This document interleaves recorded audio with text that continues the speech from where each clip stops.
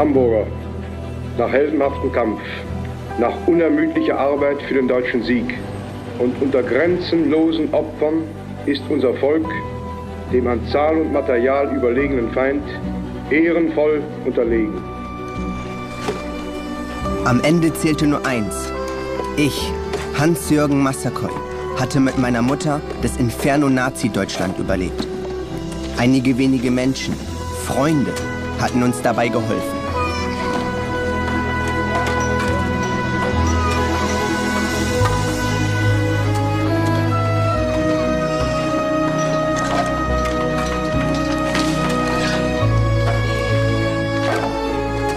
Vorsichtig, Junge. Wenn die Gestapo dich aufgreift, du weißt doch, du darfst das nicht. Du bist verboten. Mutter, der Krieg ist vorbei.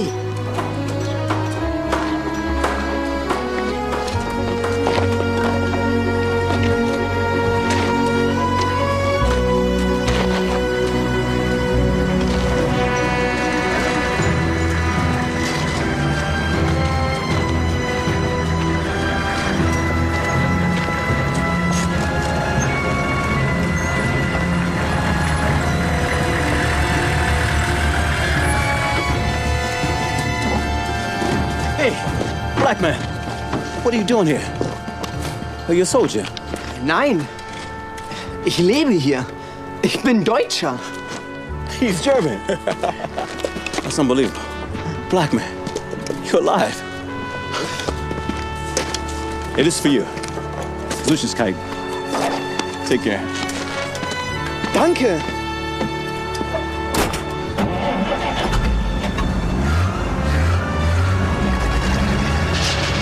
Mein Leben fing großartig an.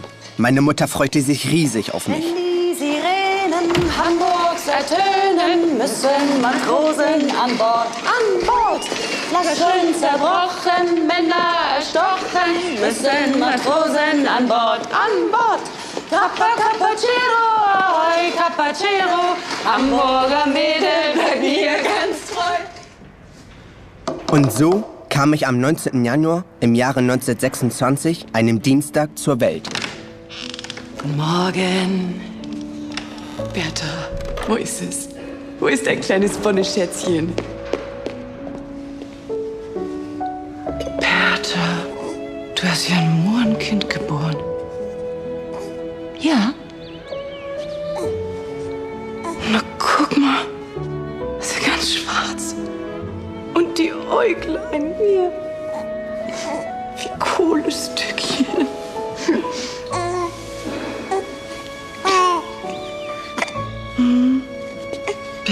Bertha, wo hast du das nur her? Er heißt Hans-Jürgen, mit Bindestrich.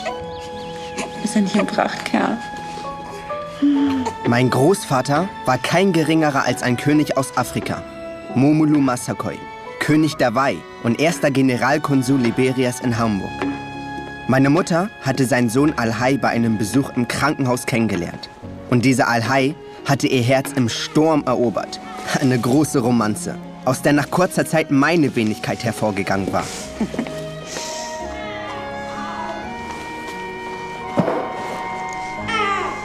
Herzlichen Glückwunsch. Danke. Da mein Vater noch in Dublin studierte, konnte er mich leider nicht persönlich willkommen heißen. Ein schönes Kind. Wann kommt Al-Hai? Mein Sohn Al-Hai wird in wenigen Tagen kommen und er wird sie heiraten, Fräulein Bates. Mein Großvater bestand darauf, dass wir bis zur Hochzeit in seinem Haus leben sollten. Und so zogen meine Mutter und ich in die Konsulsvilla in der Jonsallee.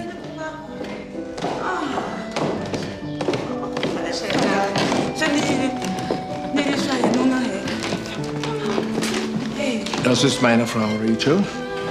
Ja? Unsere Tochter Fatima. Fräulein Bates. Und das ist unser Enkel Hans-Jürgen.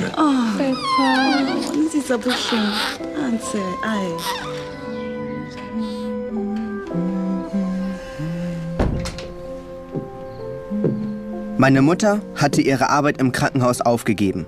Sie träumte davon, eines Tages in Afrika zu leben. Mit mir und meinem Vater. Hast du was von ihm gehört? Von Al-Hai? er, dass ich mit Hans-Jürgen zu ihm komme.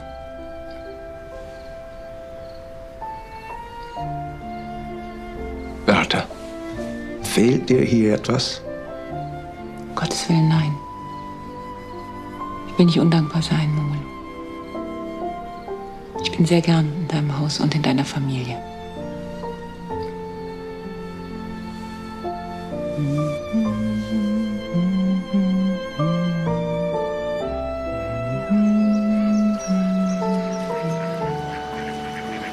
Du, Opa, Ja, warum sind die Wolken eigentlich so weiß?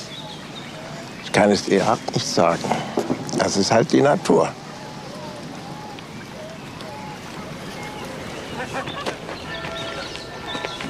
Schaut mal, wie niedlich. Wie der Sarotti-Moor. Und diese braune Haut. Da möchte man am liebsten reinbeißen.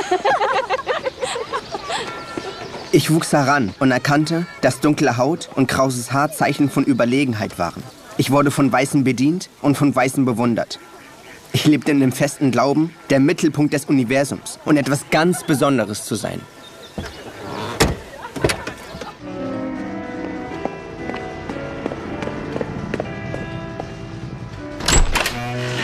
Guten Tag. Guten Tag. Else, du bist mein Name. Ich bin eingeladen. Kommen Sie bitte. Darf ich? Danke.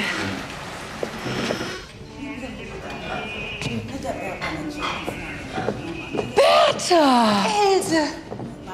Du siehst ja aus wie eine richtige Negerprinzessin. Schön, dass du da bist, Else. Die sind aber immens reich, die Leute hier. Stimmt's, Bertha?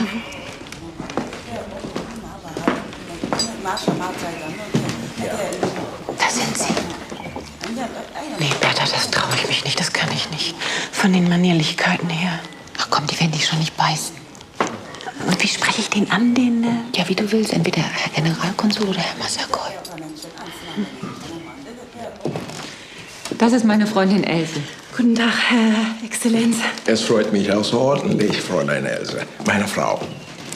Herzlich willkommen. Meine Tochter. Hans-Jürgen. Tag, Hans-Jürgen. Tag, Tante Else. Sieh nur die Krone. Das ist mein Großvater als König. Ja, das bin ich mit Krone. Eines Tages werde ich ihn mitnehmen nach Afrika und sie ihm zeigen. Sehr bald. Das verspreche ich dir. Und das ist mein Vater. Der ist auch König. Nein, er studiert ja noch. Komm, Hans-Jürgen, zeig mir mal meinen Platz. Bertha, bitte. Das sind Familienangelegenheiten. Momolo, eine Familie fängt an mit Mann und Frau. Ich habe keinen Mann.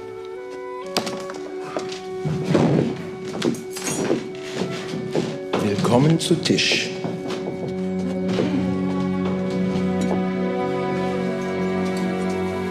Aber mein Vater kam nicht. Seine Briefe wurden kürzer und seltener. Und immer zögerte seine Ankunft und den lang versprochenen Gang zum Altar hinaus. Für meine Mutter wurde es Zeit, sich von einem Traum zu verabschieden. Es gibt in Liberia große Probleme. Der Präsident hat mich gebeten, zurückzukommen, so schnell es geht. Ich soll Postminister werden. Gratuliere. Dann wirst du ja den ganzen Tag Briefe stempeln. Bertha, ich möchte, dass ihr mitkommt. Hans-Jürgen und du. Nach Afrika? Ja, nach Liberia. Nein, ich kann nicht, Momolo. Du wirst in meinem Haus leben. Es wird dir nichts fehlen. Ich werde mit Al-Hai sprechen. Er muss tun, was ich ihm auftrage. Er wird dich heiraten. Ich werde keinen Mann heiraten, der nur dem Befehl seines Vaters folgt. Ihr weißen Frauen macht es euch nicht leicht. Deine Frau würde genau wie ich empfinden, Momolo. Ich warte doch schon seit Jahren auf Al-Hai. Ich habe viel zu lange gewartet, wegen Hans-Jürgen. Aber jetzt ist es genug. Ich bleibe in Hamburg. Dann werde ich dir Geld schicken. Danke, nein. Ich werde mein Kind alleine durchbringen.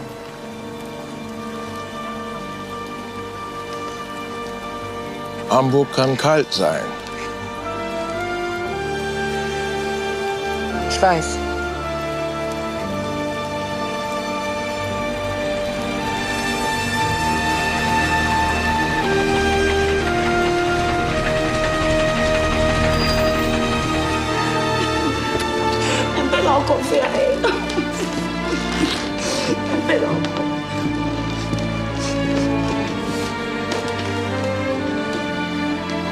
Das ist für Hans-Jürgen. Sie gehört der Al-Hai. Danke, Momolo. Vielleicht besinnt er sich noch.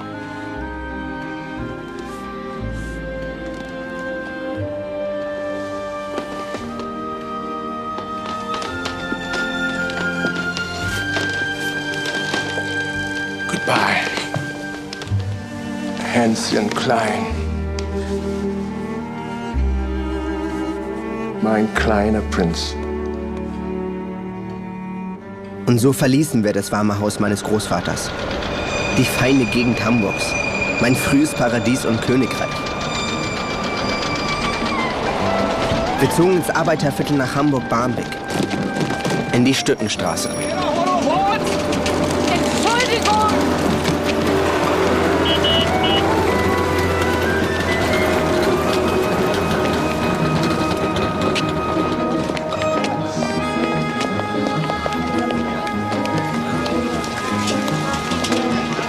Hier ist sie, die Stückenstraße.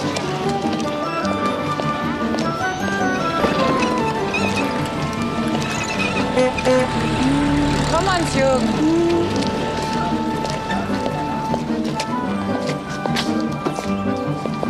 So, hier wohnen wir.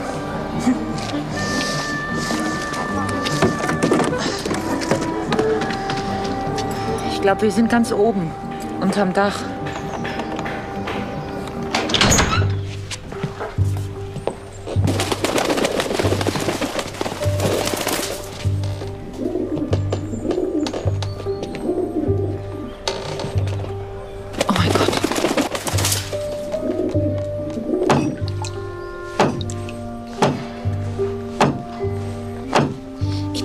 Wasser und kein kaltes Wasser. Ich will Kekse, ein Telefon und ich will zurück zu meinem Großvater. Hans-Jürgen, hier gibt's nur kaltes Wasser und hier gibt's auch kein Telefon. Ich wäre auch lieber mit deinem Vater in Liberia.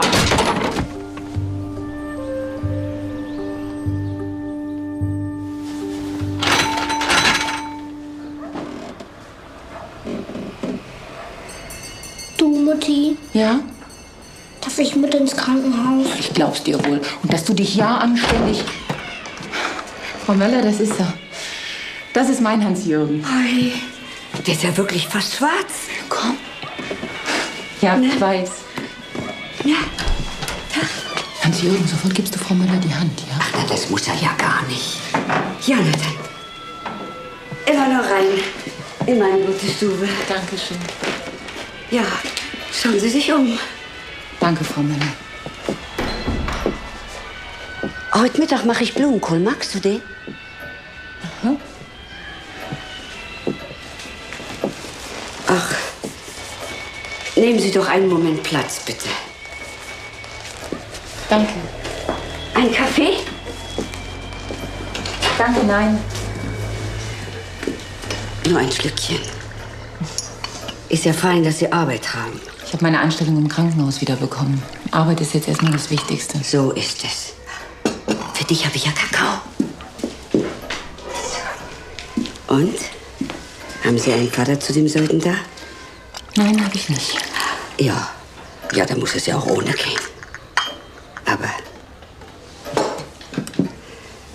für eine so schöne junge Frau, da wäre ja ein Beschützer auch nicht verkehrt, oder? Frau Möller, ich will nicht gleich am ersten Tag unpünktlich sein, aber...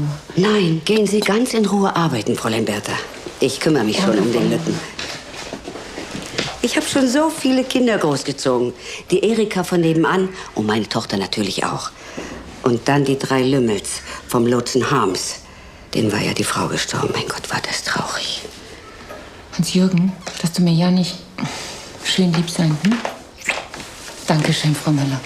Ich hol dich dann am Abend ab, ja? Wir schaffen das schon.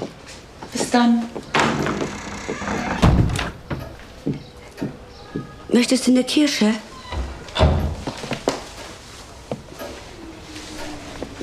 Aber so einen feinen Anzug, den kannst du bei uns in Barmbek nicht tragen. Bist du mein neues Hausmädchen? Ja, ich bin dein neues Hausmädchen, Tante Möller. Und du bist mein Schokoladenkeks. Schwester Bertha. Bertha! Else! Dass du wieder da bist! Sie wollte nach Afrika und nun bleibt sie hier. Ja. Und so einen hübschen Jungen hat sie. Sag mal, der kommt schon in die Schule, was? Nach Ostern. Der ist Bleach, der schafft das. Und von diesem, wie hieß der? Al-Hai. Von dem reden wir nicht mehr. Ich sage immer, das kann dir auch mit einem deutschen Mann passieren. Ach, Bertha, ich freue mich. Else? Ja, wenn die Liebe nicht wäre, wäre der Kinderwagen leer und der Storch muss stempeln gehen. Ja, wenn die Liebe nicht wäre, wäre der Kinderwagen leer und der Storch muss stempeln. Willst du heute Mittag Kartoffelpuffer? Oh ja. Oh, halt einer. Morgen. Na komm. Morgen. Jetzt bringen wir die Wäsche weg und dann gehen wir einkaufen. Morgen, ihr beiden. Morgen, Frau Müller. Das ist doch meine. Ach, den brauchst du jetzt nicht mehr. Moin, Elsbeth. Moin. Ist das dein Enkel? Nee. Ich dachte schon, deine Tochter war auf dem Bananendampfer. Ach, die hat doch weggeheiratet, diesen Knickerhannes aus dem Harz. Und im Harz gibt's keine Dampfer, Wilhelm. Das ist Hans-Jürgen. Von Fräulein Beetz, der Sohn. Mein Schokoladenkeks.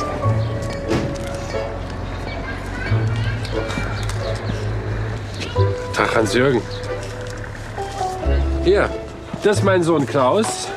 Und das ist Fiete, der Sohn vom Schneider. Die sind doch genau deine Kragenweite, was?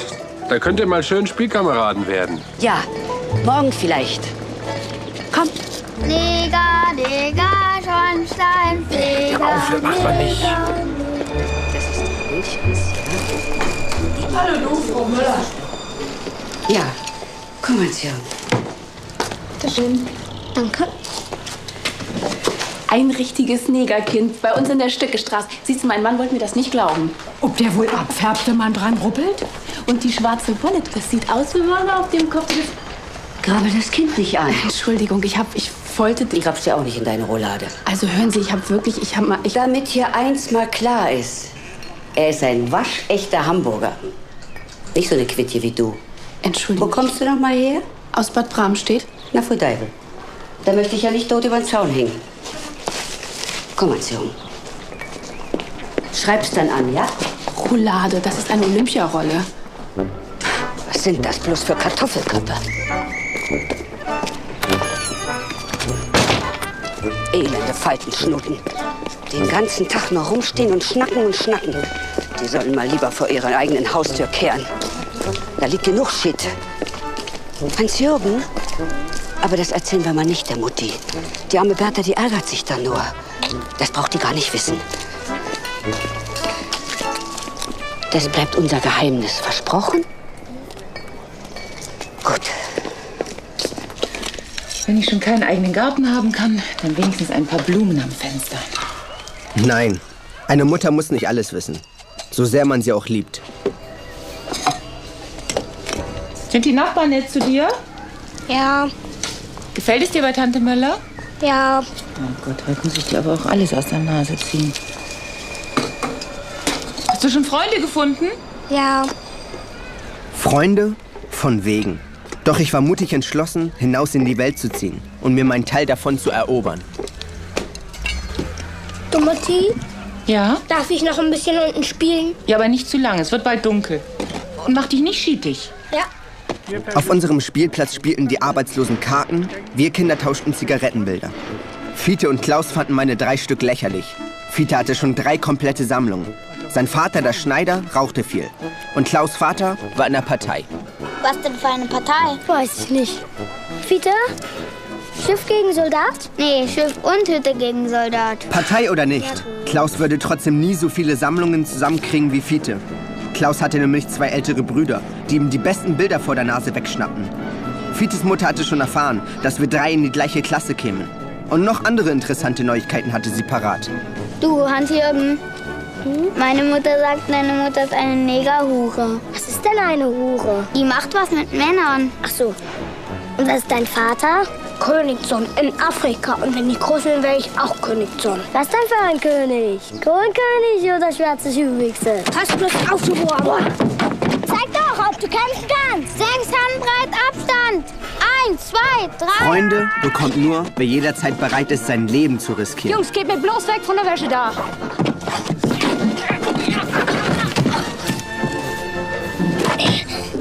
Ein Einsatz, der die Sache wert ist.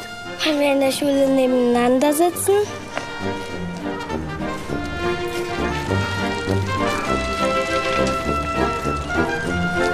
Meine frisch eroberten Freunde Fiete und Klaus machten mich mit den wichtigsten Örtlichkeiten in der Stückenstraße vertraut. Als da wäre die Schankwirtschaft Zanoletti, bis 1933 Treffpunkt der Kommunisten. Papa! Papa, der Wohnungsschlüssel. Aber macht keinen Blödsinn. Die Gens gehören zusammen. Und die Bauern. Vergiss die mal nicht. Was hast du denn hier in Hamburg? Bauern?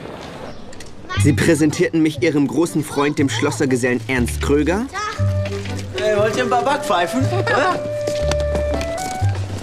Tschüssi. Ernst Kröger, der weiß alles. Der weiß alles über die Welt. Und dem offensichtlich kinderfreundlichen Straßenpolizisten Wachtmeister Resen. Was habe ich da gesehen? Entschuldigung. Habe ich nicht gesehen. Aber dich sehe ich hier zum ersten Mal. Das ist Hans-Jürgen, der Enkel des Königs von Afrika. Wohnt aber nicht in Liberia, sondern in der Stückenstraße 3, da hinten, mit seiner Mutter. Aha. Also, Hans-Jürgen, brauchst keine Angst haben. Ich habe ein Auge auf dich. Und jetzt ab. Schön ersten Schultag. Der hat gut reden. Weißt du, was meine Brüder über die Schule gesagt haben? Wenn man eine falsche Antwort gibt, dann peitscht einen der Lehrer aus auf den blanken Moos, bis das Blut spritzt. Und wenn man die Kreide zerbricht, drückt einen der Lehrer die Hand, bis alle Knochen zersplittern. Können Sie nicht aufpassen? Holt doch jemand die Polizei! Erst Schon wieder ein Unfall. Polizei schöne Obst! Jürgen, ich habe dich überall gesucht. Ich sag dir noch, mach dich nicht schietig.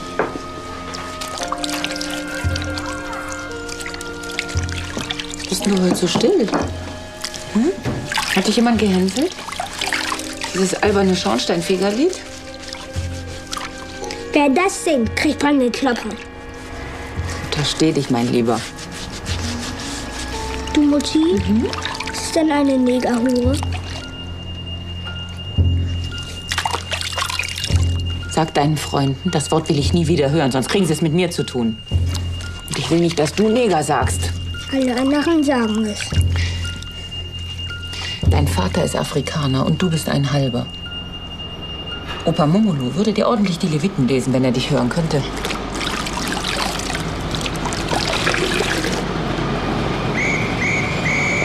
Guck mal, so viele Kinder werden heute eingeschult. Ich hatte keinerlei Lust auf das Abenteuer Schule. Kein Wunder, nach allem, was Klaus darüber erzählt hatte.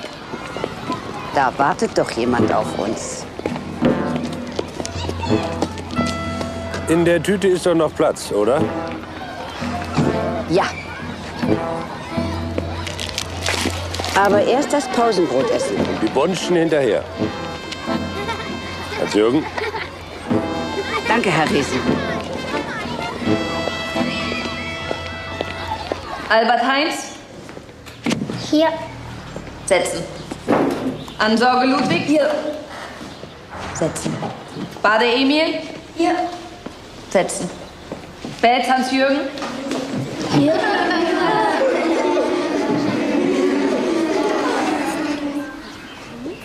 Wie schön, dass Hans-Jürgen in unserer Klasse ist. Darfst dich setzen, Hans-Jürgen.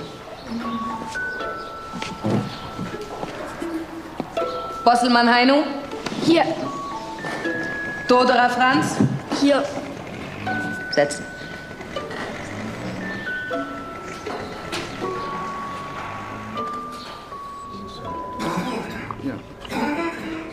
Mutters Arbeit auf der H&O-Station war miserabel bezahlt. Und nicht nur körperlich anstrengend. So, Herr Kuhlmann, war doch nur ein kleiner Piekser. Hat doch gar nicht wehgetan, oder? Nee. Schwester Bertha, sind Sie eigentlich noch alleinstehend? Nein, ich wüsste auch nicht, was Sie das angeht. Wenn Sie mir noch mal an den Busen krapschen, dann sorge ich dafür, dass Sie hier rausfliegen. Ja, haben Sie mich verstanden? Ist ja unglaublich, was der sich erlaubt. Seine Unverschämtheit. Was ist denn los? Ah, Patienten. Die können einen wirklich innervieren. Denen gehört der Mund zugepflastert, gleich bei der Aufnahme.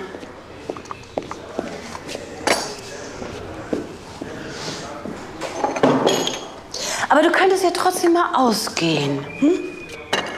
Das muss doch kein Patient sein. Einfach nur ein netter Mann. Davon laufen ja da draußen ein paar rum. Kommst du einfach mal mit mir tanzen? Hm? Ach, Else, ich möchte nicht. Ich habe meine Arbeit. Ich habe meinen Sohn. Ist ein gebranntes Kind, was? Das ist aber nicht gesund, Bertha. Eine Frau braucht einen Mann. Das ist nun mal so. Du hast doch auch keinen. Ich habe mich nur noch nicht entschieden. Der auf Zimmer 17, der mit der Angina. Der hat richtig Charme. Der mit dem Pflaster auf dem Mund?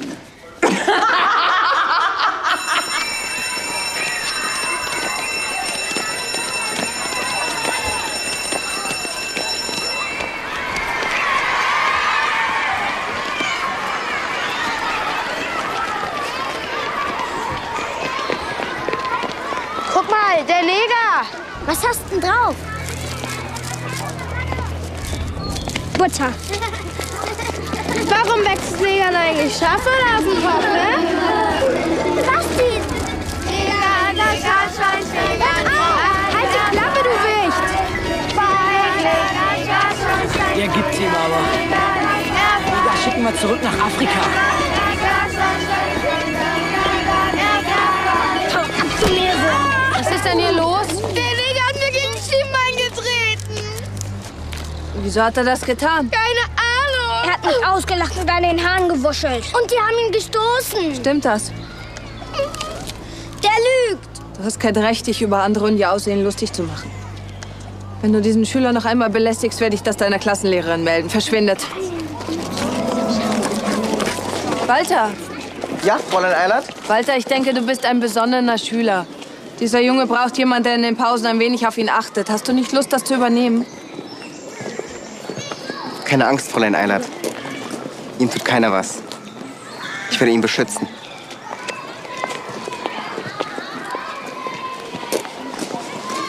Ich war auch mal so klein wie du. Nur kein Schornsteinfeger.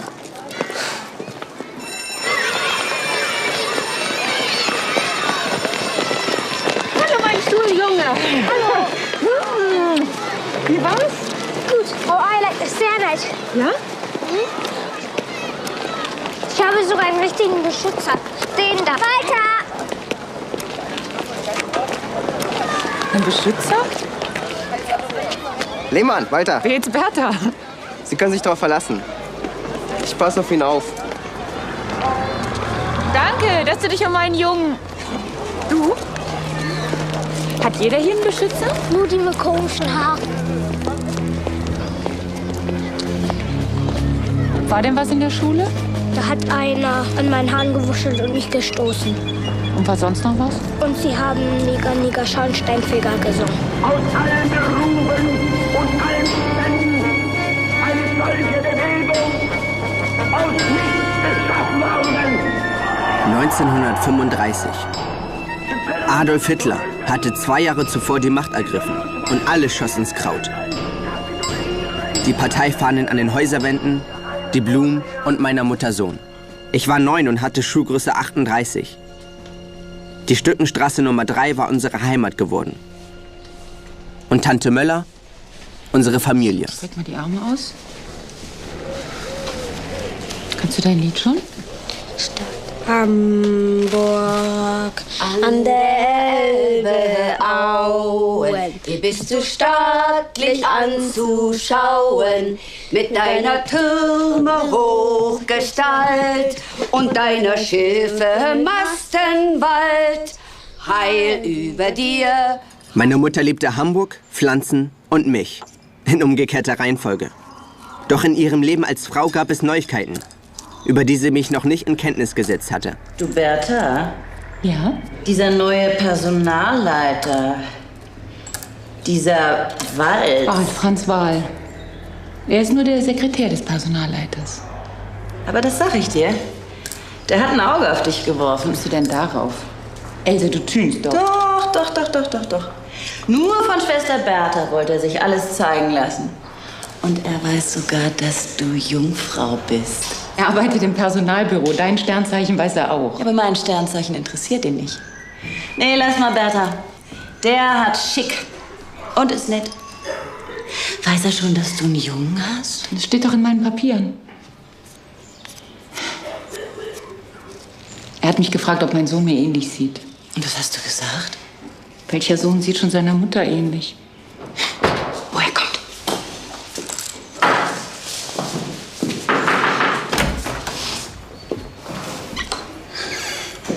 Guten Morgen, die Damen. Guten Morgen, Herr Wahl.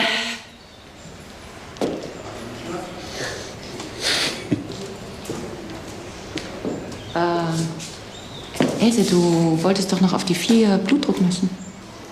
Blutdruck messen? Mhm. Wollte ich wohl, ja.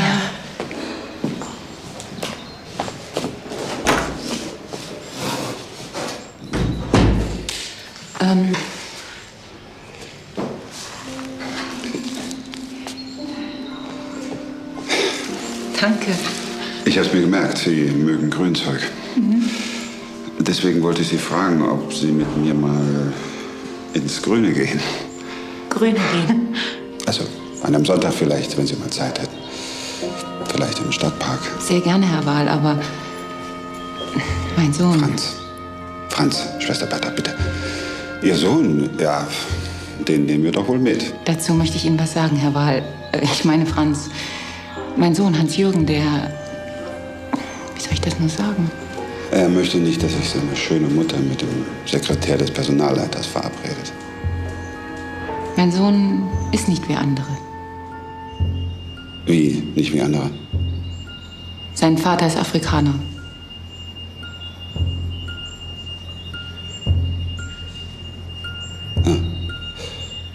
Tja, dann will ich hoffen, dass der in Afrika bleibt. Sein Vater natürlich. Ja, so viel steht fest. Trotzdem dauerte es noch, bis meine Mutter eine Einladung in ihre Privaträume folgen ließ. Franz wusste die Zeit zu nutzen. Durch dich wird diese Welt erst schön, so schön, dass jeder Tag, den du mir schenkst, ein Sonntag ist. Für Bertha kann ich erst jetzt verstehen, wie lieb und sagbar dir mein Leben wird, wenn du nicht bist, wird auch die Stunde mir.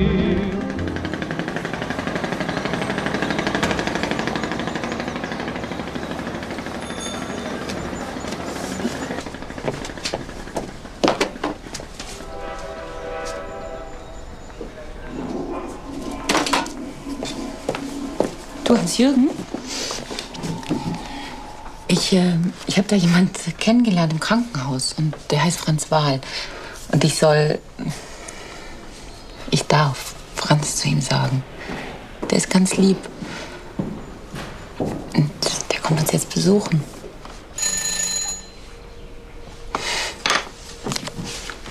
Komm.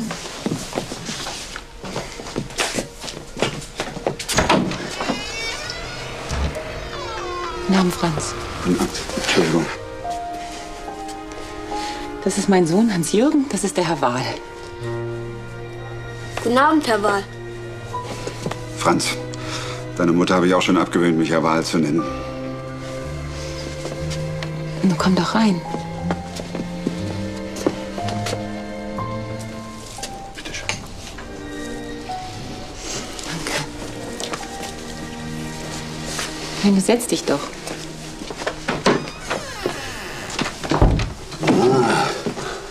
Du kannst aber saubere Zahlen. Jürgen ist der Klassenbeste. Das musst du doch nicht sagen. Warum denn nicht? Ich bin doch stolz auf dich. Seine Lehrerin sagt, er ist ein ganz heller Kopf. Ich bin kein heller Kopf. Er soll aufs Gymnasium. Und dann kann er studieren und vielleicht Ingenieur werden. Ich sagte, ich habe kein einziges Loch im Zahn. Der hat kein einziges Loch im Zahn. Was? Das glaube ich nicht. Zeig mal her. Oh. Das sind absolut perfekte Zähne. Willst du mal meine Soldaten sehen? Ja, selbstverständlich. Ich habe fast so viele wie Fiete und Klaus. Wer sind denn Fiete und Klaus? Meine Freunde. Ah.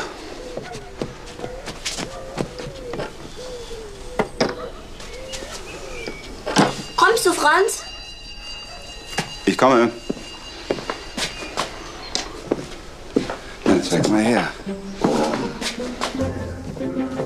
Der Franz ist bravo. Das freut mich. Aber er geht gleich nach Hause. Ich habe ja Nachtdienst. Schnutschen fängt ihren Winnetou. Wollen wir gleich weiterlesen? Kein Winnetou. Oh. 17 und 4. Mach dich pleite, Tante Müller. Gut.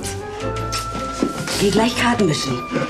Bertha, komm doch schnell mal rein. Ein Schlückchen kann nicht schaden bei Herrenbesuch. Willen, ich bin so schon aufgeregt. Hier, Kissen und Decke. Ich pack ihn aufs Kanapee, du gehst nach oben. Ich muss ja verrückt sein. Du bist nicht verrückt, du bist verschossen. Weißt du, wie ihr mich nennt? Mein Tausendschönchen. Kommst du, Tante Müller? Komme. Hau. Gute Nacht, Mutti.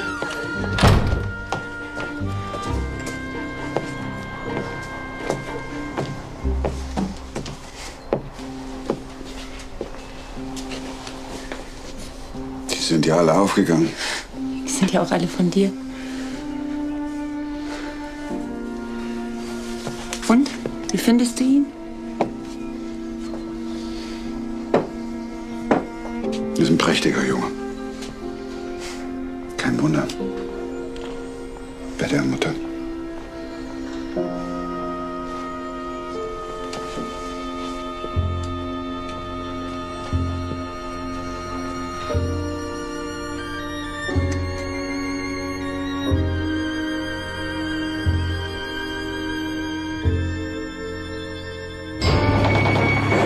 Deutschland rüstete wieder auf.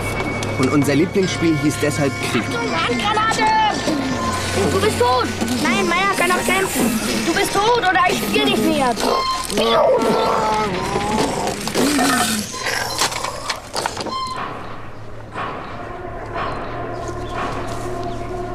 Den Hitler müsste man haben. Der kann sogar den rechten Arm bewegen. Das können Goebbels und Göring auch. Adolf Hitler ist ein guter Mann. Sogar die Hitlerjugend hat er erfunden.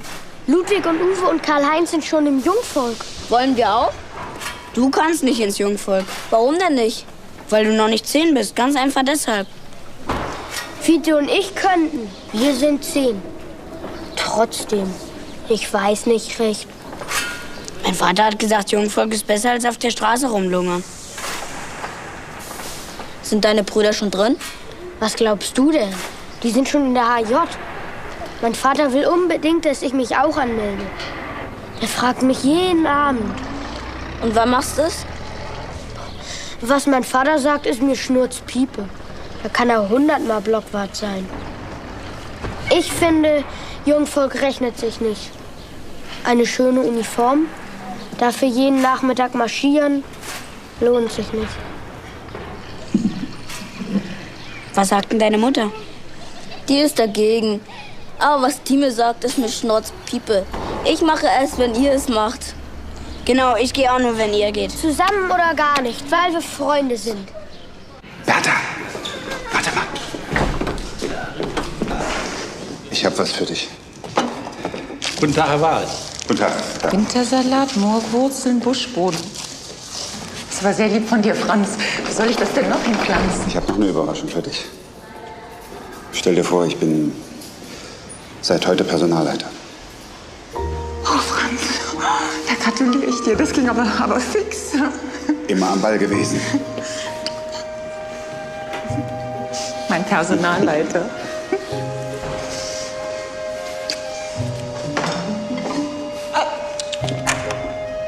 Heil Hitler, mein Tausendschönchen. Komm, ich nehm's. Haben Sie schon gehört, Frau Möller? Berthas Franz ist jetzt Personalleiter. Deswegen muss er auch am Sonntag arbeiten. Personalleiter? Oh, Bertelchen, das ist ja eine richtig gute Partie. Da könnt ihr euch ja bald verloben. So schnell schießen die Preußen nicht. Tante Möller, wo sind denn nun deine Indianer? Halt den Sappel. Ich frag den Mann vom Zoo. Sagen Sie, ich habe im Fremdenblatt gelesen, hier gibt's eine Völkershow mit Indianern. Wo ist das? Indianer? Indianer gibt es hier nicht. Die hatten wir mal. Jetzt haben wir Afrikaner. Afrikaner? Ja, so wie der Lütte da. Echt und lebendig. Das ist genauso interessant. Das ist ein richtiges Negerdorf mit Schaka Schaka und so. Darüber hat sogar schon die Deutsche Wochenschau berichtet. Immer dort entlang. Dankeschön, na dann mal los. Na kommt doch, Bertha. Da sind sie ja! Gucke! Kochen ja draußen. Ohne Küche. Wo haben Sie die denn eingefangen? Wer ist das? Wie redest du denn? Trommeln können die ja sehr gut. Und die sind ja ganz nackig. Das haben die im Blut. Dieses Chaka Chaka. Und die haben ja so viele Ketten um den Hals. Margarete, die riechen ja bis hier. Der Neger an sich soll ja nicht der reinlichste sein. Wo sollen die sich denn hier auch waschen, Fräulein Else? Wenn ihr euch hören könntet. Die, wo du warst, das waren ja richtig vornehme Neger. Aber es war doch eine Ausnahme. Sag doch mal selbst, Bertha. Die hatten mehrere Badezimmer, ja? Und fließend Wasser. Habt ihr das bei euch zu Hause? Ist ja gut.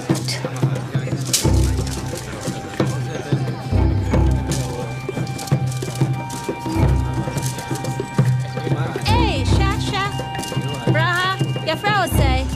Ube de kommer. Jeg vil jeg fufu ompe, Braha. Braha, jeg fra sig. Guck mal, der Lütte. Das ist doch einer von denen. Was erlauben Sie sich? Das ist mein Sohn. Ich zeige ja auch nicht mit dem Finger auf Sie. Komm, Hans-Jürgen, wir gehen. Ich bin keiner von denen. Ich wohne in der Stückenstraße. Ich wohne in der Stückenstraße. Idioten. Wenn Franz dabei gewesen wäre, wer hätte denen was erzählt? Sperrt doch keine Menschen hinter Zäunen ein und hält sie wie Tiere. Irgendwann jemand mal was zuleide tut, ja? Dann sagst du es mir. Und ich sag's dann dem Franz. Guten Morgen, meine liebe 3a. Guten Morgen, Fräulein Eilert. Setzen. Was gibt's, Friedrich? Mein Vater hat gesagt, das heißt jetzt nicht mehr Guten Morgen. Man grüßt jetzt mit dem deutschen Gruß. Das geht so. Heil Hitler! Soweit ich informiert bin, ist das nur eine Vorschrift für Beamte in Uniform. Ich trage keine Uniform. Nach meiner Überzeugung gebührt das Heil allein dem Herrn im Himmel. So, und jetzt wollen wir arbeiten. Es gibt eine Menge zu tun. In einigen Wochen ist ja unsere große Schulaufführung. Und da wollen wir alle gemeinsam mal zeigen, was wir können. Zuerst singen wir Die Gedanken sind frei. Dann tanzen wir den Vierländer Fischertanz. Und dann sagt Hans-Jürgen das Gedicht auf. Hans-Jürgen, hast du schon geübt? Aber nur die erste Strophe. Bitte? Wie ruhest du so stille in der weißen Hülle, du mütterliches Land? Wo sind des Frühlings Lieder, des Sommers bunt Gefieder und dein geblümtes Festgewand? Ausgezeichnet. Setz dich. Wie ruhest du so stille in deiner weißen Hülle? Was soll das bedeuten? Wer kann das beantworten? Kurt? Der Schnee. Aber woher will Hans-Jürgen wissen, wie der aussieht? Bei den Negern schneit's doch nie.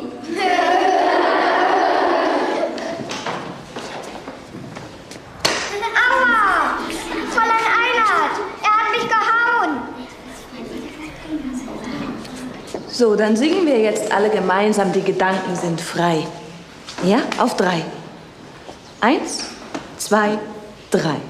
Die Gedanken sind frei, wer kann sie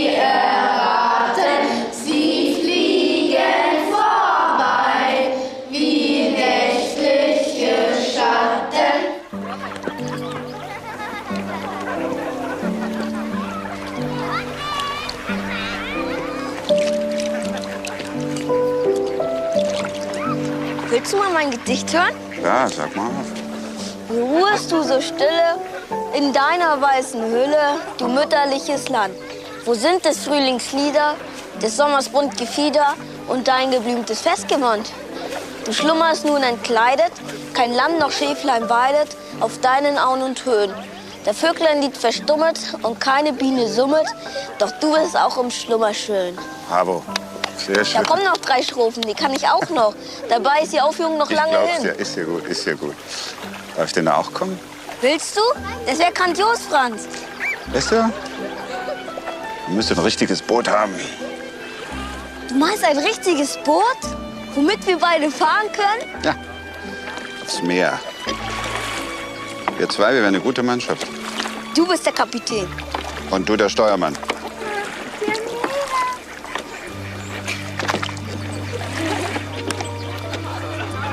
Mega Schornsteinfeger.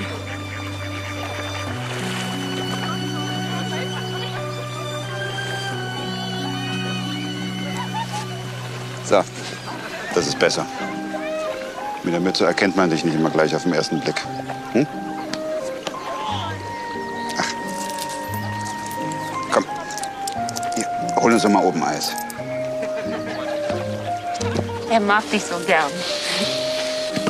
Und du? Mein Tausendschönchen, magst du mich auch ein klein wenig? Mhm.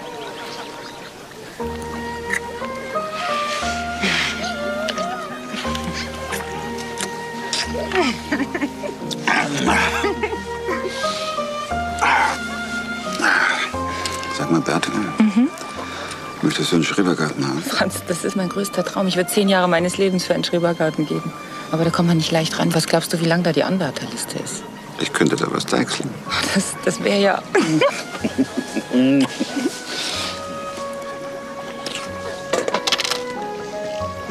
Danke.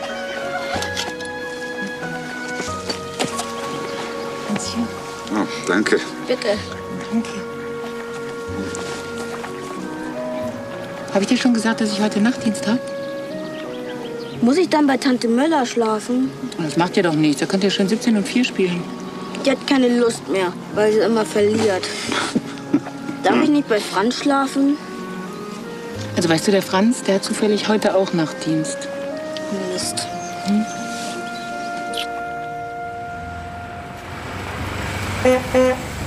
Ich lernte also nicht nur Gedichte. Ich lernte auch tagtäglich neue Anspielungen auf meine Hautfarbe kennen. Ich war der Sarottimor, der Schornsteinfeger, der schmutzige Tintenbub. Ich ahnte, dass mir eine Mütze dagegen auf Dauer nicht helfen würde.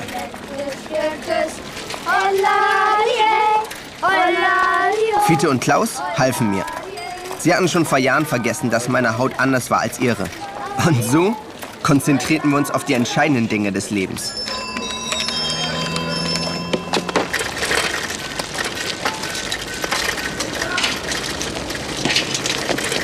Darf ich auch mal eine Runde fahren? Vielleicht nächste Woche, es ist noch zu neu. Habt ihr schon gesehen? Es hat unifizierte Röhren. Ja, ich weiß. Und eine Torpedo-Dreigangnarbe von Fichtel und Sachs. Mein Vater geht's halt sehr gut. Aber dafür sitzt er auch Tag und Nacht hier und näht Uniform und Umstandskleider. Du bist ja auch Einzelkind, da kriegt man sowieso mehr ab. Ich muss diese Eierspäße hier fahren. Weil mein Bruder Gerd war die auch mal neu. Jüngster sein ist kolossaler Mist. Was hat er denn? Überleg doch mal, du Taufkopf. Er ist Einzelkind und er hat gar keinen Fahrer. Hans-Jürgen, willst du auch mal eine Runde fahren? Nein, danke. Nächste Woche vielleicht. Franz, noch ein Bier? Nein, danke. Im Kinderzimmer bin ich fertig. Was soll ich als nächstes machen? Das Schlafzimmer.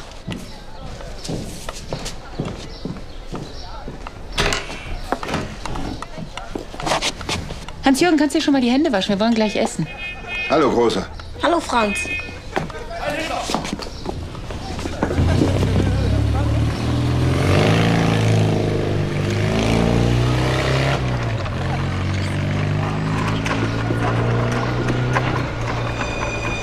Achtung. Bertha, Ja? mit unserem Ausflug am Sonntag, das wird leider nicht. Ja, Parteiversammlung. Aber du kannst ja Else mitnehmen. Seit wann bist du in der Partei? Habe ich das nicht erzählt?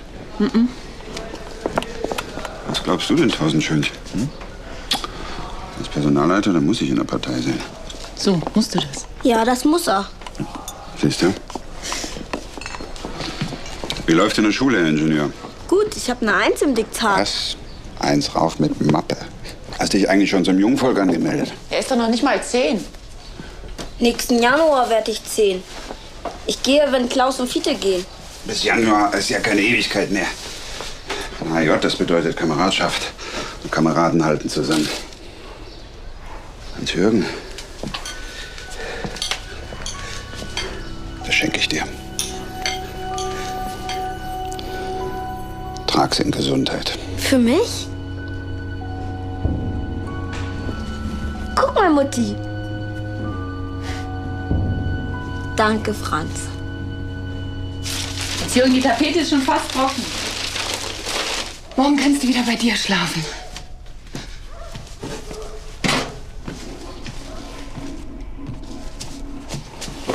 Kannst du mir das dran nähen?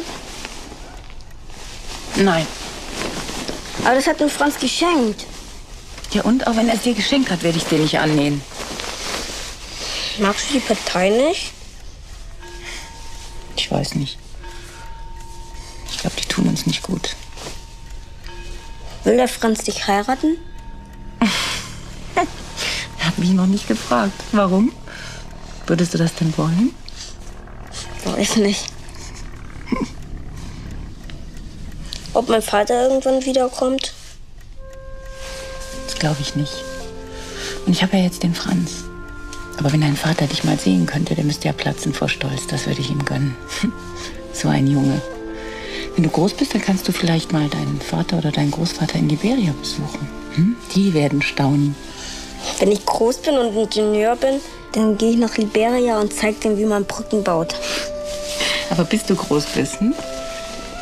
Bleibst du so lange hier bei mir? Mal sehen. Du.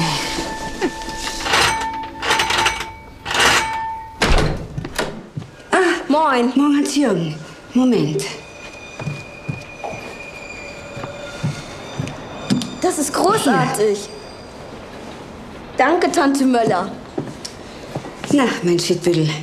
Gern ist es nicht geschehen.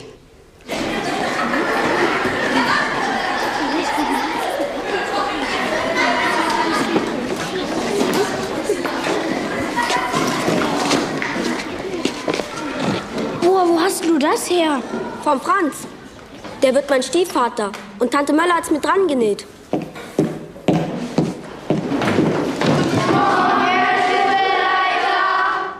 Setzen. Na, na, na. Haben wir in dieser Klasse noch nie etwas vom deutschen Gruß gehört? Doch. Na also, dann gehe ich jetzt noch einmal hinaus und komme wieder rein. Und dann grüßt ihr noch einmal, wie es sich gehört.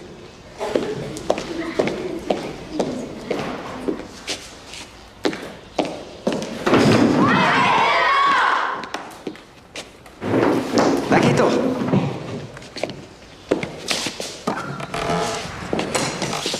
Die Jungvolkeintritte, das ist ja noch etwas mager. Guten Morgen. Setzen. Heil Hitler, Fräulein Eilert. Guten Morgen, Herr Friede. Ich sag euch etwas. Wenn alle Jungen in eurer Klasse Mitglied des Jungvolkes sind, dann bekommt ihr einen Tag schulfrei. Das ist ein Angebot, das sich reden lässt.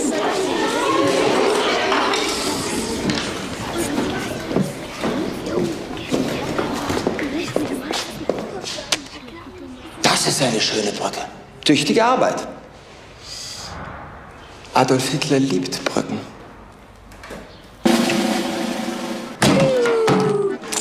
Wollt ihr ein paar Backpfeifen? Guck mal ernst, Granateneinschläge. Ist doch Kinderkram. Braucht jemand was zu rauchen?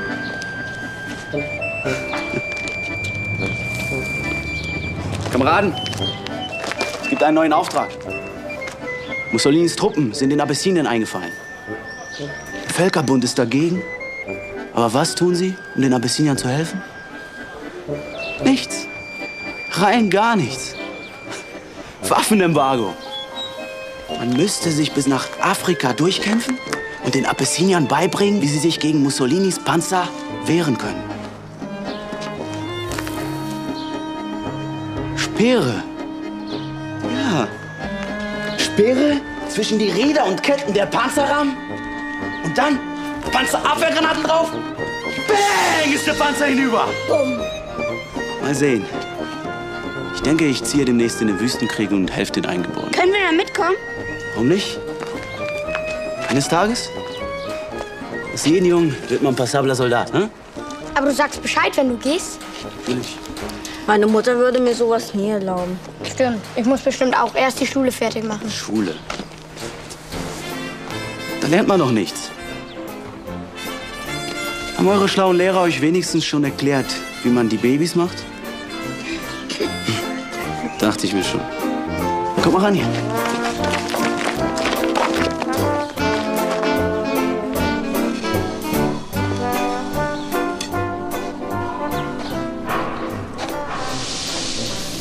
Glaubt ihr das? Das hat er sich ausgedacht. Das ist unmöglich.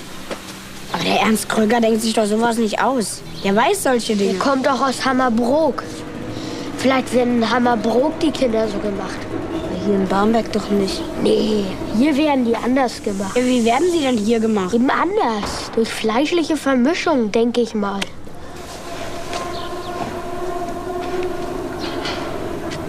Ich muss euch was sagen. Ich habe mich zum Jungvolk angemeldet. Aber wir haben doch geschworen, wir machen es nur zusammen. Ich weiß. Aber mein Vater näht doch für die Partei. Da geht es nicht, dass sein Sohn nicht im Jungvolk ist. Aber wir haben doch geschworen. Ist doch nicht so schlimm. Passt auf. Mein Vater hat mir zu Weihnachten eine elektrische Eisenbahn versprochen. Und ihr dürft beide mitspielen. Wenn du Pimpf bist, hast du sowieso keine Zeit mehr zum Eisenbahnspielen.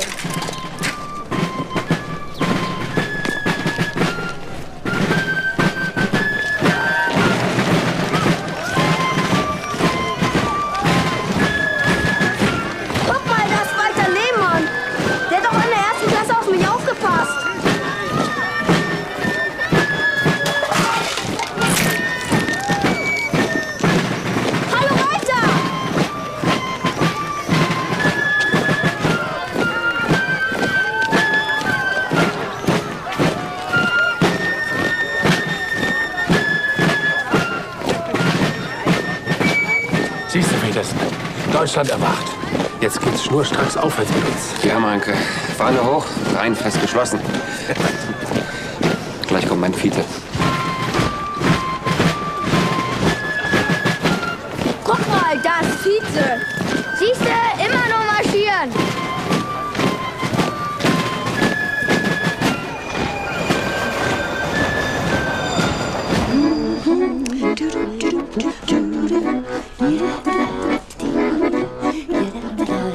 Schön, so ein Wimmerschinken.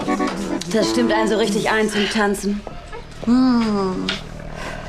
Bertha, ziehst du dir eigentlich noch ein anderes Kleid an? Wieso? Findest du das zu bieder? Ich wollte in diesem gehen. Franz mag das so gern.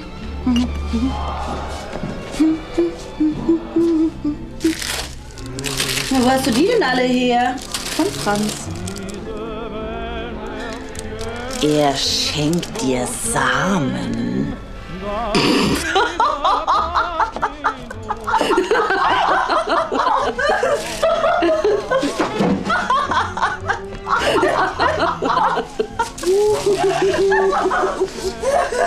Was ihr wieder denkt. Was steckst du ihm dafür? Wollene Kondome? Kniestrümpfe für Hans-Jürgen. So. Bevor ihr zwei jetzt losgeht, wo ist Hans-Jürgen? Hans-Jürgen? Komm mal rein, bitte. Mein Schiedwedel, du gehst jetzt runter zu Panuletti und holst uns 3 Bier. Die Luft ist ja heute so trocken. Los, die Luft ist heute so trocken. Ein kleines Bierchen für die Nierchen. Das wird mal ein ganz hübscher, dein Hans-Jürgen. Bei dem werden die Mädchen Schlange stehen. Natürlich, bei der Mutter.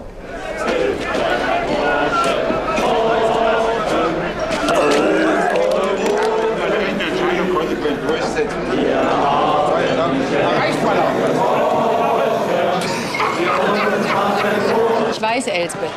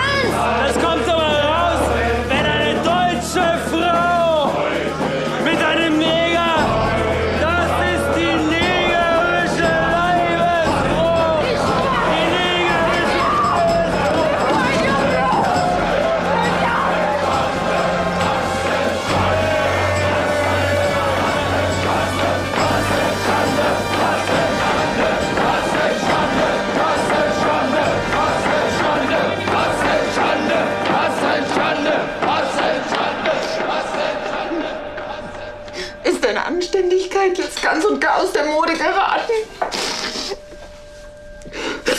Ja, das hast du davon. Genau das. Bertha, dann kommst du jetzt nicht mit tanzen? Nein, ich komme jetzt nicht mit zum Tanzen. Elsbeth.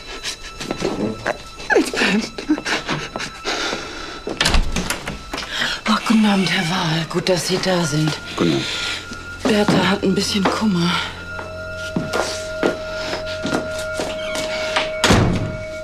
Bertha.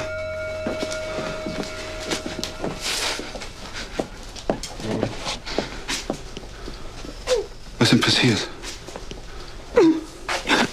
Bertha, was ist denn los?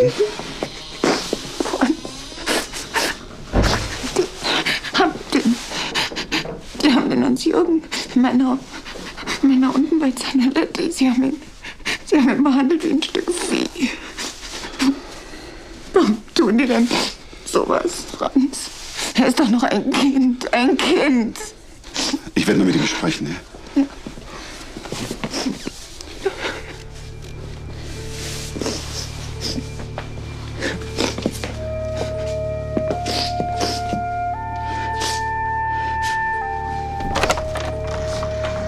Hans-Jürgen?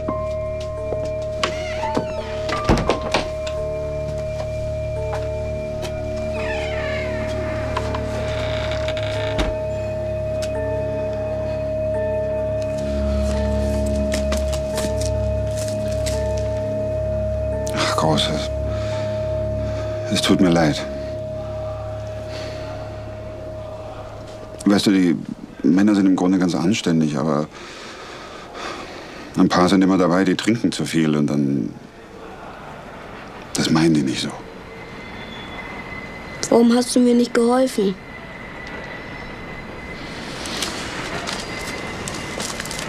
Ich hab das so schnell gar nicht mitgekriegt. Es war so laut. Außerdem, ich bin noch in der Partei, weißt du, und da muss ich immer akkurat sein. Ich bin der Personalleiter. Aber wenn du erstmal in der HJ bist, dann wird vieles für dich leichter. Für dich und deine Mutter. Dann gehört er ja auch dazu. Und HJ, das bedeutet Kameradschaft. Und Kameraden halten zusammen. Was ist mit unserem Boot?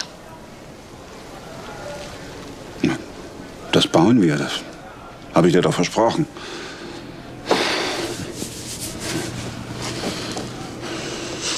Deine Mütze ist weg. Ich kaufe eine neue. Eine viel schönere.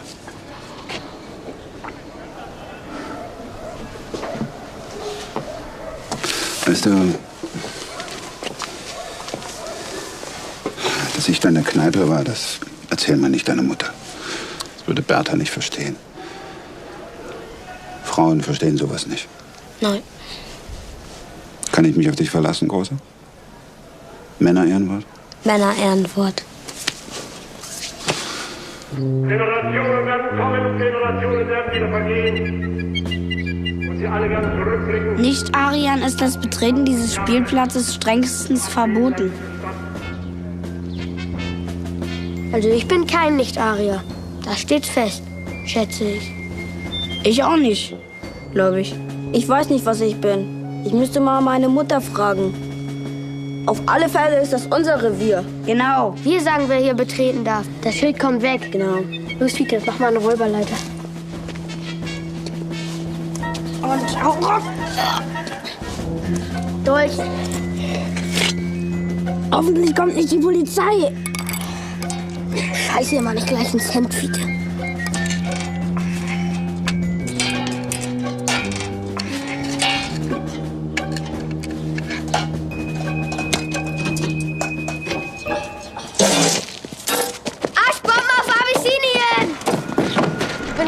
Wann Sie entdecken, dass wir das Schild geklaut haben. Aber jemand verrät was. Wollen wir zu ernst? Vielleicht hat er schon die Sperre fertig für die Abyssinier. Nein, ich muss noch ins Jungvolk. Selber schuld. Ich muss nirgendwo hin. Meine Mutter hat Spätdienst. Sie kommt erst um 9:30. Musst du nicht zu Tante Möller? Nein, ich bin jetzt Schlüsselkind. Ich kann jetzt machen, was ich will. Du hast's gut. Willst du bei uns essen? Es gibt Milchreis mit Zucker und Zimt. Ja, bei Tante Möller gab's sowas auch immer. Ich mach schon auf. Vati, ich. Ach, der Hans-Jürgen. Na, mein Junge. Guten Abend, Herr Mahnke. Wie geht's der Frau Mama? Gut, sie hat jetzt Spätdienst. Tüchtige Frau. Bleibst du zum Abendessen? Wenn ich darf? Ja, war klar.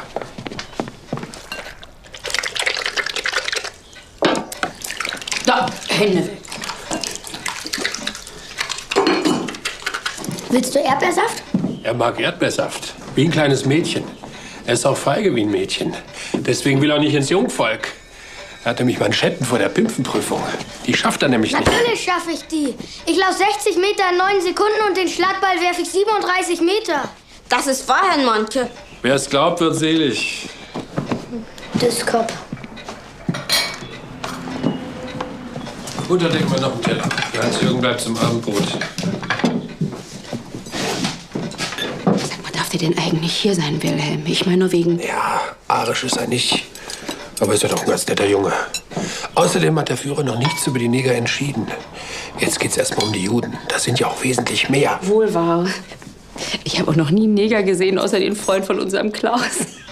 Dann musst du mal mit deiner Mutter in den Tierpark gehen. So, alle meine Hände waschen und zum Tisch. Zack, zack. Mutter hat den Milchreis fertig. Warum die Deutschen im Krieg unterlegen waren? Ja. Der Führer sagt, an allem sind die Juden schuld. Ganz allein die Juden. Lasst euch ja niemals mit dem Juden ein. Das Juden, die sind wie Ratten. Schädliches Gesindel. Ich ekel mich vor Juden. Ich auch. Die sind widerlich. Sagt mein Onkel Franz auch. Von dem habe ich das hier. Der ist in der Partei. Mhm.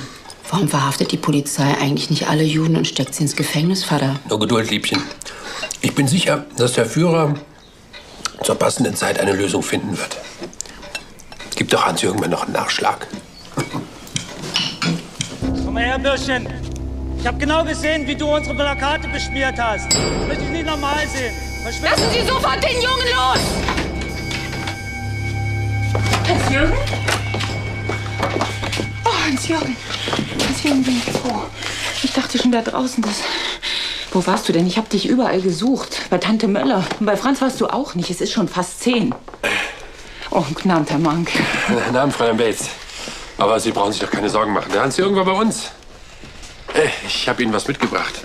Mir ist nämlich aufgefallen, dass an Ihrem Fenster etwas fehlt. Vielen Dank, Herr Mahnke. Hans-Jürgen hat mir erzählt, dass Sie kein Geld hätten, sich eine Fahne zu kaufen. Da dachte ich mir, ich bin Ihnen auch gern behilflich, sie zu montieren. Darf ich? Bitte. Ja, hier müssen Sie sie raushängen. So. Mach ich. Sitzpflicht, ja. Ja, das mache ich dann gleich. Ja, Sie haben es nicht leicht. Als alleinstehende Frau. Aber der Junge ist gut erzogen und sportlich. Da können Sie sehr stolz sein. Ja, dann...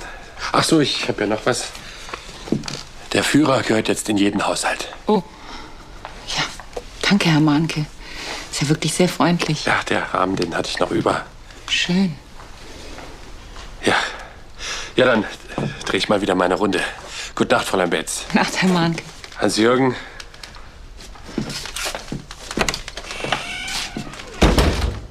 Leg mir wenigstens einen Zettel hin, wenn du woanders bist. Du, ich komme ja um vor Angst, verstehst du? Was bei Zanoletti passiert ist, das kann überall passieren. Willst du den Führer nicht aufhängen? Hier zu Hause will ich keine Politik haben. Das darf Klaus Vater aber nicht erfahren. Dann halt die Schnute. Ich glaube, Herr Mahnke ist farbenblind. Warum? Er hat gesagt, Neger gehören nicht zur deutschen Rasse. Aber mich mag er. So, jetzt pack deine Sachen zusammen und dann ab ins Bett. Guck mal hier. Nicht-Ariern ist das Betreten dieses Spielplatzes strengstens verboten. Wo hast du das denn her? Vom Spielplatz. Steht doch drauf. Wir haben es abgeschraubt. Klaus, Fiete und ich. Bist du jetzt von allen guten Geistern verlassen, abgeschraubt und mitgenommen? Weißt du, was das heißt? Das ist Diebstahl. Ihr seid Diebe. Das ist unser Spielplatz. Du wirst das Schild zurückbringen. Gleich morgen. Nein. Oh doch. Du wirst es morgen wieder anschrauben. Mein Sohn stiehlt nicht. Jetzt verschwinde ab ins Bett.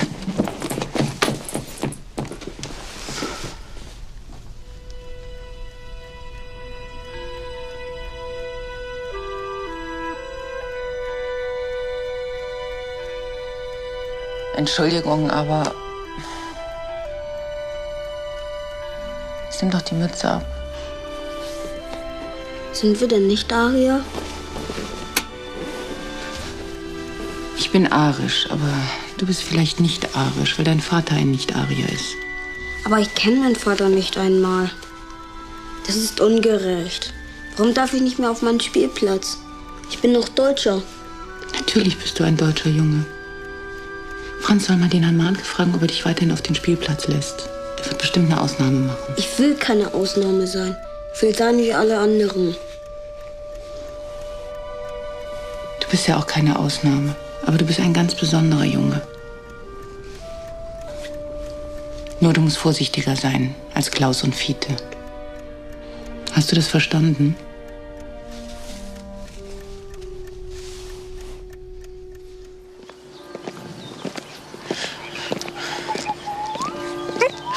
Ach, Franz, ich bin so entsetzlich glücklich. Mein eigener Garten. Du musst nur noch unterschreiben. Ich habe die Pachtgebühr fürs ganze erste Jahr dabei. Und sieh mal, das ist mein Pflanzplan. Also, hier die Kartoffeln, hier das Gartengemüse und die Blumen. Vorne die kurzen und hinten die Stauden. Und das hier, das ist mein Johannisbeerstrauch. Du kannst heute noch anfangen umzugraben.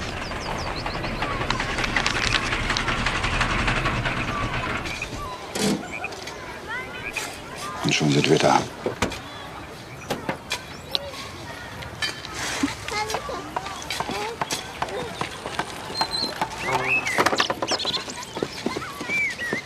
Ach, noch eines, Bertha. Ja? Sag mal nichts von Hans-Jürgen. Warum nicht? Die meisten Mitglieder dieser Kolonie sind in der Partei. Deswegen konnte ich auch die Anwärterliste umgehen. Aber wenn ich nichts von ihm sagen darf, heißt das, er darf da nicht mit in den Garten? Ja, vielleicht nicht im ersten Jahr. Oder nur, wenn es dunkel ist.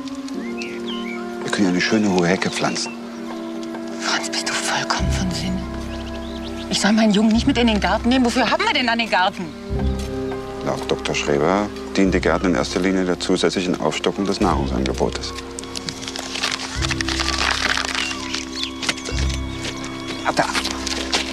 Bertha, so warte doch! Ich hab das doch nur gut gemeint. Ich mag den Jungen, das weißt du. Aber die Partei... Die Partei. Ist die Partei jetzt deine Geliebte? Franz, du bist mir so fremd, wenn du so redest.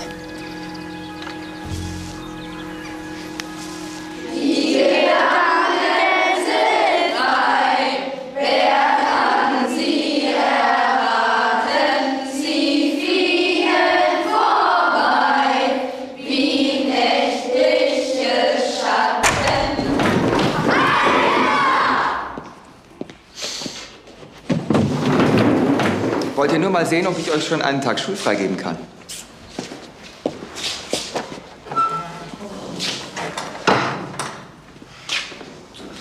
Da sehe ich noch freie Flächen. Naja, nun denn, es geht alles seinen Weg, wenn auch langsam. Jetzt habe ich mal eine Frage. Können Hamster fliegen?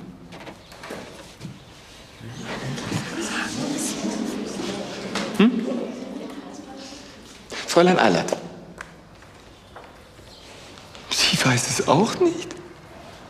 Hamster können fliegen, wenn sie sich eine Fahrkarte für den Graf Zeppelin kaufen. Du da, lass dieses negerhafte Grinsen.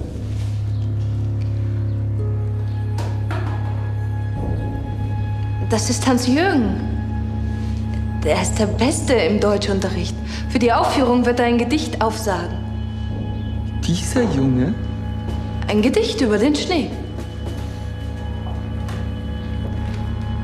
Ich muss Sie sprechen, Fräulein Eilert. Auf dem Flur.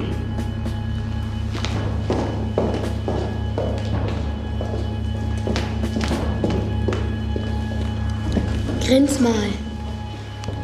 Ich sehe nichts. Grins noch mal. Der grinst ganz normal. Der grinst genauso wie wir.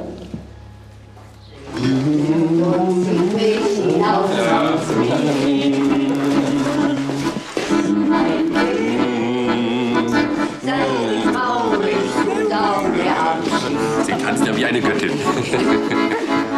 Mein Herz geht an Bord und fort muss die Reise gehen. Dein Schmerz wird vergehen und schön wird das Wiedersehen. Na, Bertha, wo bleibt dein Kavalier? Wir haben uns gestritten. Ach, schön. Da wird die Versöhnung umso besser. Drum prüfe, wer sich ewig bindet.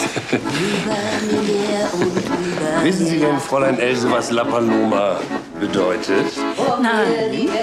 Kleines, weißes Träumchen. Oh, Indigo. Wenn Sie wissen, wen ich meine. Auf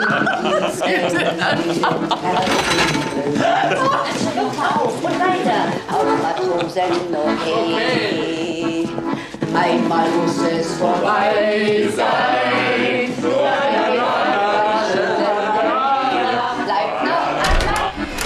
Franz, da bist du ja endlich. Ich dachte schon, du kommst gar nicht mehr. Je später der Abend, desto schöner die Gäste, würde deine Mutter sagen. Danke. Elsbeth braucht jetzt eine Pause und daran geht es von vorne los. Guten Abend allerseits. Gratulation, Frau Möller. Ja, Leben Sie hoch. ja, da sag ich aber danke, Herr Wahl. Also, bei unserem Grünmann, da sehen die Rüben ja anders aus. Ananas, Ananas, der eine macht den anderen nass. Bitte. Danke. Franz kann alles besorgen. Bertha, na, bring Kaffee und Kuchen für Herrn Wahl. Ja, Elsbeth. Wir haben uns jetzt ein Kräuterlikörchen verdient. Selbst gebacken. Ja. Bitte, bitte. Nur mein 1000 Schönchen. Ja. Immer noch böse. Und? So, richtig. Wer kommt denn jetzt noch? Also eingeladen habe ich ja keinen mehr. Rösterchen. La Paloma. La Paloma. Ein Überraschungsgast. Kaffeekuchen? Nein, danke. Fräulein Belz, ich müsste mal mit Ihnen sprechen. Fräulein Eilert, ja. Was ist denn los? Wer war denn das? Meine Lehrerin. Du hast doch nichts ausgefressen, Schiedbüttel? Dein Glück. Ich bin heute zum Schulleiter bestellt worden. Was? Ich bin aus dem Schuldienst entfernt worden. Warum das denn? Ich gehöre zu einer religiösen Gruppe, den ernsten Bibelforschern. Wir sind schon seit 1933 verboten. Da habe ich ja noch nie von gehört. Wir uns immer heimlich getroffen. Wahrscheinlich hat mich irgendeiner angeschwärzt. Vielleicht, weil ich mich geweigert habe, mit dem rechten Arm zu grüßen. Dumm von mir. Ja, das war dumm. Ich bin gekommen, um Ihnen mitzuteilen, dass Hans-Jürgens Auftritt bei der Schulaufführung untersagt wurde. Der Schulleiter hat das so angeordnet.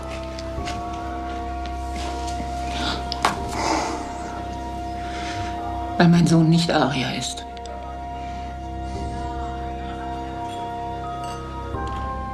Häuschen, wir beide, ne? Ja, wir beide und Bismarck Lotse, ne? Mal her. Fräulein Eilert darf nicht mehr Lehrerin sein, weil sie nicht Heil Hitler sagt. Was? Und ich soll nicht bei der Schulaufführung dabei sein. Herr Friede hat's verboten. Das geht nicht. Wo du so viel geübt hast. Hans-Jürgen, wenn du nicht mitmachst, gehe ich auch nicht hin. Dieser Friede kann sich seine ganze Aufführung in den Nazi-Hintern schieben. Lisbeth, das will ich jetzt nicht gehört haben. Das hier, Wilhelm, ist meine Küche. Und da sage ich, was ich denke, Herr Blockwart. Hans-Jürgen, zieh das Ding aus. So. Und das mache ich dir nie wieder rein. Hier, musst du selber nähen lernen. So. Das reicht. Lisbeth, ich gehe. Bitte, geh weg. Kommen Sie mit, Herr Wahl? Ja. Ja, also was, kommen Sie oder? Herr Mann, jetzt bleiben Sie. Nein, ich wollte Bertha, Fräulein Beetz noch was helfen.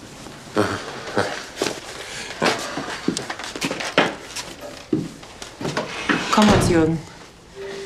Wir wollen uns von Fräulein Eilert verabschieden. Komm. Also den Geburtstag, den werde ich nicht vergessen. Danke für alles, was Sie für meinen Jungen getan haben. Du bist ein guter Junge, Hans-Jürgen. Gib auf dich Acht.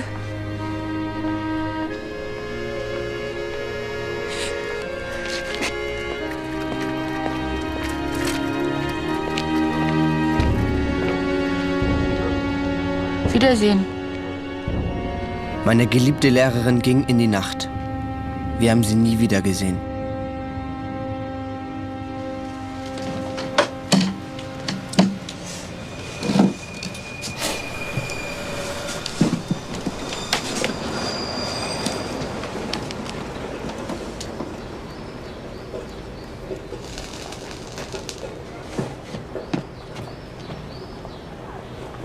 Hans-Jürgen, kommen!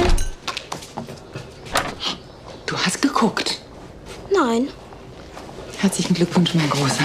Alles Gute zum Geburtstag. Der Kuchen ist von Tante Möller. Und das hier?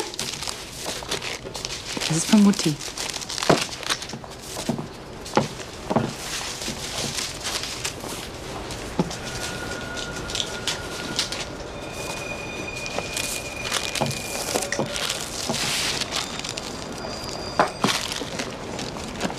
Ein Zirkel.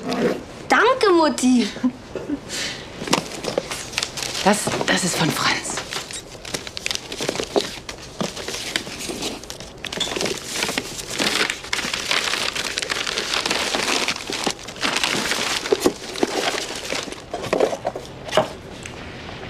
Meine Güte.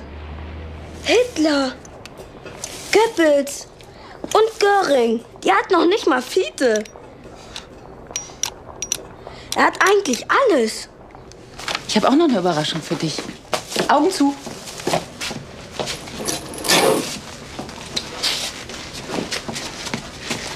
Und Augen auf. Umdrehen. Ein Fahrrad. Ein richtiges neues Fahrrad. Das kostet doch ein Vermögen. Wo hast denn das her? Vielleicht habe ich es ja gestohlen. Nee. Dann habe ich es wohl gekauft. Setz dich drauf. Komm. Und drauf auf den Sattel.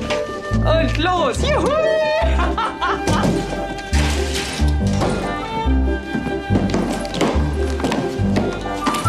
Auch wenn sie die Mutter mit Liebe gestrickt hat. Ein deutscher Junge trägt keine Langstrümpfe. Ein deutscher Junge ist abgehärtet. Selbst im Winter. Ernst, hör mal! Ich bin jetzt 10! Hey! Herzlichen Glückwunsch! Kannst ja jetzt bald mit in den Wüstenkrieg, hä? Ich muss jetzt nur noch aufs Gymnasium und Ingenieur werden. Endlich bist du auch mal 10. Wurde ja auch Zeit. Schönes Rad zum Geburtstag? Ja. Ab heute melde ich mich zum Jungvolk. Zäh wie Lela. Hart wie Kruppstahl. Und flink wie ein Windhund. Herein.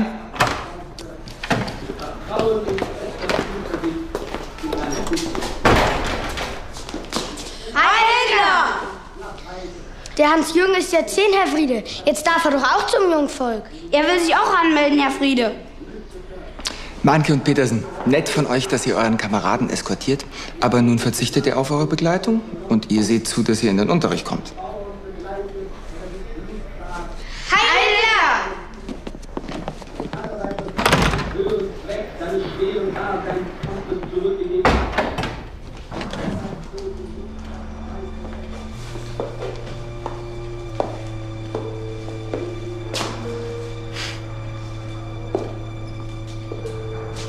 Du willst ins Jungvolk.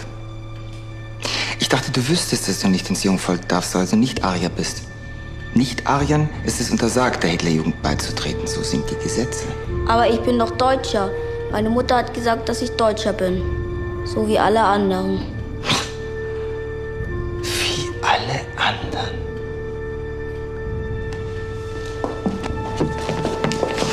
Schau dich doch einmal an.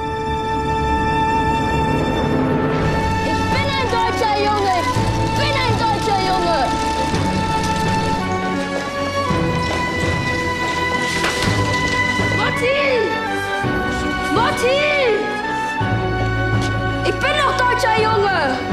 Ich will ins Jungvolk! 1, 2, 1, 2, 1, 2, 1, 2, 1, 2, 1, 2, 1, 2, 1, 2, 1, 2, 1, 2, 1, 2, 1, 2, 1, 2, 1, 2, 1, 2, 1, 2, 1, 2, 1, 2, 1. Die Zukunft sieht Wo finde ich hier den? Naja, wer hat denn hier am meisten zu sagen? Der Heimführer. Wo finde ich diesen Heimführer? Danke. Unsere Fahnen flattern uns voran. Wenn man den Dingen klar ins Auge schauen will, dann muss man erkennen, dass in den letzten 14 Jahren Hallo Walter! im deutschen Volk und Du kennst mich doch. Hans-Jürgen. Der aus der 1a. Du warst mein Beschützer. Ich will für meinen Sohn die Mitgliedschaft beantragen. Hans-Jürgen will es unbedingt. Falls Sie es noch nicht gemerkt haben, Frau Beetz, weise ich Sie jetzt darauf hin, dass es für Ihren Sohn keinen Platz gibt. Walter, was heißt das? Wir werden diesen Jungen nicht dulden. Aber mein Sohn ist doch in Hamburg geboren. Ich bin seine Mutter. Sie kennen ihn doch sehr gut, Walter. Wir werden Kreaturen wie ihn nicht dulden. Weder in unserer Organisation, noch in dem Deutschland, das wir gerade aufbauen. Ein Deutschland, das wir säubern werden von allem, was nicht arisch ist. Säubern von jedem Negerischen und sonstigen Gesindel.